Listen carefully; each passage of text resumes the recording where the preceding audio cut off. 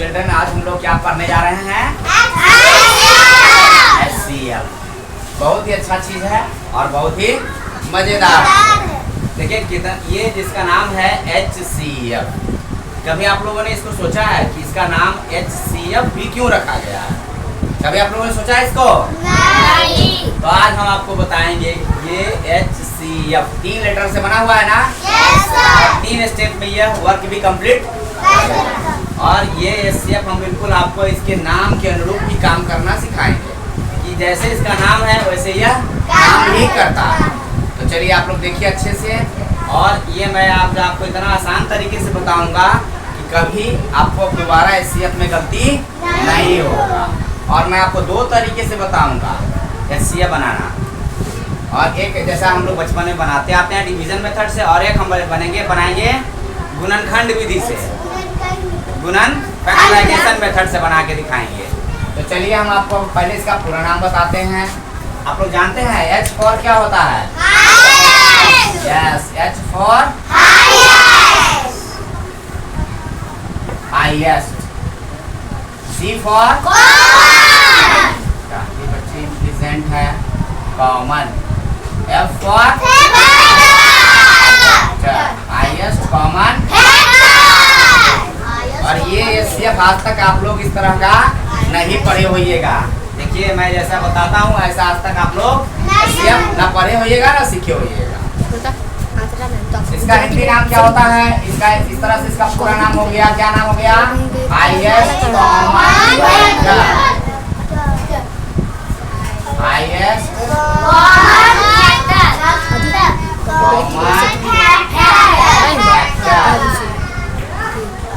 Highest common factor. इसी को हम लोग हिंदी में भी छोटे नाम से जानते हैं। इसका छोटा नाम क्या होता है? मौसम। क्या होता है? मौसम। मौ का मतलब क्या होता है?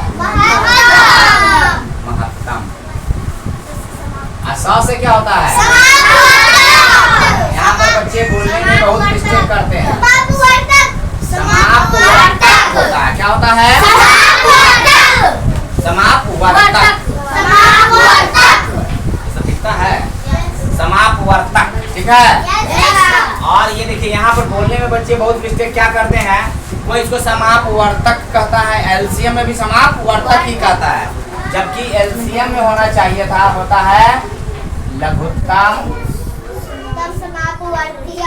हाँ, ये होता है समापवर्तीय। क्या होता है? यहाँ होता है वर्तक। दोनों में अंतर होता है। तो LCM में कभी भी हम लोग समापवर्तक नहीं बोलेंगे, वर्तीय बोलेंगे। इसका मतलब होता है मल्टीपल, इसका मतलब होता है फैक्टर। ये वर्तीय का मतलब होता है मल्टीपल और इसका मतलब होता है फैक्टर। समझ में आया? Yes sir. तो आज हम लोग पढ़ेंगे महत्तम समापवर्तक। चलिए अब हम आपको एक एग्जांपल से समझाते हैं। पहला एग्जांपल, कोई भी एग्जांपल हम लेते हैं। सपोज दैट कि मैं एक 12, 5 एंड 18 लेता हूँ। 5 और 18 का HCl ज्ञात करना। क्या है आपके सामने? 5 और 18 का HCl निकालते हैं हम। देखिए कैसे हम निकालते हैं। जैसे एक हम लोग बचपन में बनाते आ रहे हैं डिवीजन मेथड से, तो हम क्या करते हैं, बड़े वाले डिजिट में छोटे वाले डिजिट से डिवाइड कर देते हैं। करते हैं ना? Yes sir. कितना टाइम्स लगाएंगे? 15। क्या हाँ रिमाइंडर बचेगा? 3। रिमाइंडर जब तक 0 नहीं आता है इस डिवीजन प्रोसेस को हम लोग कंटिन्यू करते रहते हैं। तब 3 से डिवाइड करेंगे किस डिजिट में? 5 में। 3 इकाई 3। अब कितना बचा? 2। अब फिर 2 से भाग करेंगे किसमें? 3 में। फिर कितना रिमाइंडर बचा? फिर 1 से भाग करेंगे 2 में। अब हमारा रिमाइंडर क्या गया? 0। रिमाइंडर यहाँ 0 आ गया। तब हमारा ये HCl का प्रोसेस, डिवीजन का प्रोसेस खत्म हो गया। अब यहाँ हमारा HCl जो होगा वो कितना कहलाएगा? बहुत अच्छा, हमारा आंसर क्या निकला? अब चलिए अब हम आते हैं इसके नाम के अनुरूप ये कैसे काम करता है इसके बारे में जरा देखते हैं। ये कैसे इसका नाम है? इसका नाम क्या है? HCl, है ना? लेकिन जब हम इसको बनाएंगे उस समय हम इसके उल्टे नाम को बोलेंगे। HCF। सबसे पहला जो हम प्रोसेस जो करेंगे, पढ़ते हैं ना HCF, है ना। तो सबसे पहला एक नंबर में हम फैक्टर का काम करेंगे। किसका काम करेंगे? तो हम इसी एग्जांपल को लेते हैं। जैसे हमारा एग्जांपल है 5 and 18।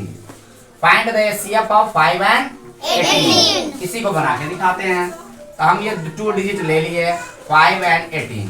थोड़ा गैप दे के लिख दिए, कर दिए। अब हम इसके फैक्टर को लिखेंगे। पहला काम क्या है?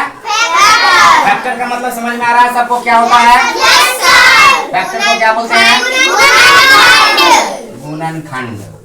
कॉमन का मतलब क्या होता है? समान। हाईएस्ट का मतलब क्या होता है? सबसे बड़ा। तो मुझे सबसे पहले क्या करना है? फैक्टर निकालना है। और फैक्टर गुणनखंड उसको कहते हैं जो ये वैसा संख्या जो दिए गए संख्याओं को पूर्ण रूप से विभाजित कर देता है। क्या करता है? ये दिए गए संख्या को, निकाला गया संख्या जो भी होता है वो क्या करता है? उसको कंप्लीटली डिवाइड कर देता है, पूर्ण रूप से डिवाइड कर देता है। इसलिए इसका डिफिनीशन क्या, परिभाषा क्या बोला जाता है गुणनखंड का? कि यदि दिया गया संख्या प्राप्त संख्याओं से पूरा विभाजित हो जाता है तो उसे हम गुणनखंड कहते हैं। इसको इंग्लिश में क्या बोलते हैं? If the given number is completely divided by the obtained number। अगर प्राप्त संख्या से, दिया गया संख्या प्राप्त संख्या से पूरा कट जाता है तो उसको हम कहते हैं गुणनखंड। देखो जैसे गुणनखंड क्या आएगा? क्या यह 5 1 से कटेगा? 2 से नहीं, 3 से, 4 से, और अगला संख्या जो कटेगा किससे कटेगा? और 18 किस से कटेगा? एक तो सब संख्या को काटेगा, फिर 2 से, बहुत अच्छा, 3 से, फिर 4 से कटेगा, 5 से नहीं, 6 से कटेगा, 6 के बाद 9 से कटेगा, और फिर 18 से कटेगा। तो देखो आप, इसका परिभाषा यही छुपा रहता है। किसी भी चीज का डेफिनेशन के सामने लिखा रहता है, बस हम लोग उसको बोल नहीं पाते हैं। ये बोलेंगे कैसे? देखो 18 हमारा ये था, पहले से मालूम है, ये 18 है पहले से मालूम, और यहाँ 5 पहले से है। ये हमको दिया गया है, हमारे सामने 2 डिजिट दिया गया, 5 और 18 दिया गया है ना, दिया गया है। तो गिवन नंबर, दिया गया संख्या क्या है? 5। देखो इधर, देखा दिया गया संख्या क्या है? 5। और हम इस 5 से क्या क्या निकाले? 1 और 5। ये हो गया दिया गया, ये हो गया प्राप्त संख्या। इस दिए गए संख्या से हम क्या प्राप्त किए? 1 और 5। तब देखो 1 से ही 5 कटता है कि नहीं कटता है? और ये 5 से ही 5 कटेगा। तो देखो परिभाषा कैसे निकलता है? दिया गया संख्या इस प्राप्त संख्याओं से पूरा कट जाता है तो उसे हम गुणनखंड कहते हैं। तो क्या बोलेंगे? यदि दिया गया संख्या, बोलिए, यदि दिया गया संख्या प्राप्त संख्याओं से पूर्ण रूप से विभाजित हो जाता है तो उसे हम गुणनखंड कहते हैं। तो ये 5 का गुणनखंड क्या क्या हो गया? 1 और 5। इसी को जरा इंग्लिश में भी आप लोग बोल के दिखाएंगे। If the given number is completely divided by the obtained number, तो क्या कहलाएगा? फैक्टर कहलाएगा। अब देखो हमारे सामने पहले से क्या गिवन नंबर था? 18। दिया गया संख्या क्या है? 18। इस 18 से हम क्या क्या संख्या निकाले? 1 2 3 6 9 18। ये हम प्राप्त किए ना? Yes sir. अब दिया गया संख्या क्या था? 18। 18 से प्राप्त क्या क्या किए? 1 2 3 6 9 18। यहाँ 2 बातें आ रही है।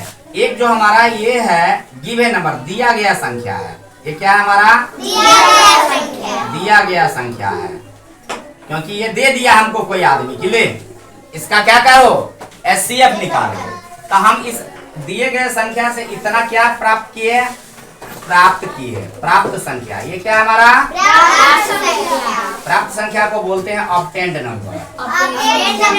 ऑब्टेन्ड नंबर, ऑब्टेन्ड नंबर, इसको बोलते हैं इंग्लिश में गिवन नंबर। गिवन नंबर का मतलब दिया गया संख्या, और दिए गए संख्या से हम निकाले ऑब्टेन्ड नंबर, प्राप्त संख्या। अब देखो definition, if the given number is completely divided by the obtained number, these obtained numbers are called factor। तो ये प्राप्त किया गया संख्या ही हमारा फैक्टर कहलाता है। समझ में आ गया? डिफिनीशन भी याद हो गया। कभी भी आप लोग को कोई डिस्टर्ब हो, दिक्कत हो, तो आप लोग फिर से इस वीडियो को देखकर पढ़िएगा। क्या पढ़िएगा? अब देखिए क्या किया गया है। यदि दिया गया संख्या प्राप्त संख्याओं से पूरी तरह विभाजित हो जाता है, तो उस प्राप्त किए गए संख्या को ही क्या कहते हैं? दिए गए संख्या का गुणनखंड कहते हैं। गुणनखंड निकालना कितना आसान है। समझ में आ गया सबको डिफिनीशन? क्या समझ में आ गया कि दिया गया संख्या प्राप्त संख्या से पूरी कट जाता है, पूरा तरह विभाजित हो जाता है। 1 से 18 कट जाएगा, 2 से 18 कटेगा, 3 से 18, 6 3 18, 9 2 18, 18 1 18, इस तरह से ये पूरा कट गया। तो समझ में आ गया अब ये फैक्टर क्या होता है। तो हमने पहला काम क्या कर लिया, इसका फैक्टर के काम को कंप्लीट कर लिया। अब हम इसका उल्टा नाम पढ़ेंगे। क्या पढ़ेंगे? FCH पढ़ेंगे। तो F का काम कर लिया, फैक्टर निकाल लिया, हम लोग निकाल लिए। अब क्या करेंगे? अब C का काम करेंगे। अब ये क्या करेंगे, इसको अब हम मिटा देते हैं, दिया गया नंबर ऑब्टेन्ड नंबर, क्योंकि हम लोग अब पढ़ने आए हैं HCF। तो अब हम HCF निकालने के क्रम में अब कॉमन ढूंढेंगे। तो कॉमन क्या क्या दोनों में है? एक इसमें भी है और एक इसमें। बाकी कोई भी डिजिट हमारे दोनों में कॉमन नहीं है। नहीं ना है? कॉमन का मतलब क्या होता है? समान। समान का मतलब बराबर होना चाहिए। तो दोनों में बराबर क्या क्या मिला? एक। तो अब हमारा C का काम खत्म। अब क्या बच गया? H का मतलब क्या होता है? बड़ा संख्या। तो दोनों में जो बराबर संख्या मिला, अगर मान लो कभी कि कोई 2 डिजिट बराबर मिलता, सपोज दैट कि यहाँ 5 और इसमें 5 मिल जाता, तो हमें 2 डिजिट बराबर मिल गए ना। तो उस दोनों में जो हाईएस्ट होगा, उस दोनों में जो बड़ा होगा, वही हमारा HCF कहलाएगा। लेकिन यहाँ तो हम लोग को कंफ्यूजन है ही नहीं, क्योंकि एक ही डिजिट मिला है, वही सबसे बड़ा और वही सबसे छोटा। तो हमें बराबर क्या मिला? 1। इसलिए हमारा HCF भी क्या हो जाएगा? 1 हो जाएगा। समझ में आया? जरा देखिए अब इधर, इस प्रोसेस से भी बनाया था हमारा HCF 1 आया, इस प्रोसेस से भी बनाया था हमारा HCF क्या गया? 1। तो देखिए ये दोनों तरीका भी आप लोग को भी बताया जाएगा। वैसे 2 और तरीके से बनाया जाता है HCF, जो आप ऊंची कक्षाओं में पढ़ना है आप लोगों को, चाहे पढ़ाया जाएगा बाद में। ठीक है? ऐसा HCF आप लोगों ने कभी बनाया था? नहीं। और ये देखिए बिल्कुल इसके नाम के अनुरूप वर्क किया है।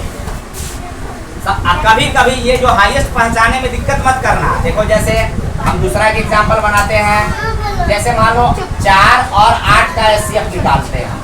4 और 8, इसका फैक्टर जल्दी लिख देंगे 1 2 4, इसका फैक्टर 1 2 4 और 8। अब यहाँ हमारा कॉमन इसमें 1 और 1 है, 2 और 2 भी है, 4 और 4 भी है, तो हमारा 3 कॉमन मिल गया ना?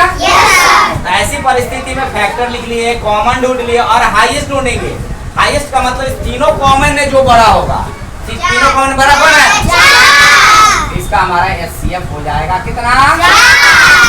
4। इस तरह से आप लोग बड़ी आसानी से इसके HCF को निकाल सकते हैं इस प्रोसेस से, बाय द फैक्टराइजेशन मेथड। ये क्या कहलाता है? फैक्टराइजेशन, गुणनखंड विधि। क्या कहलाता है इसको?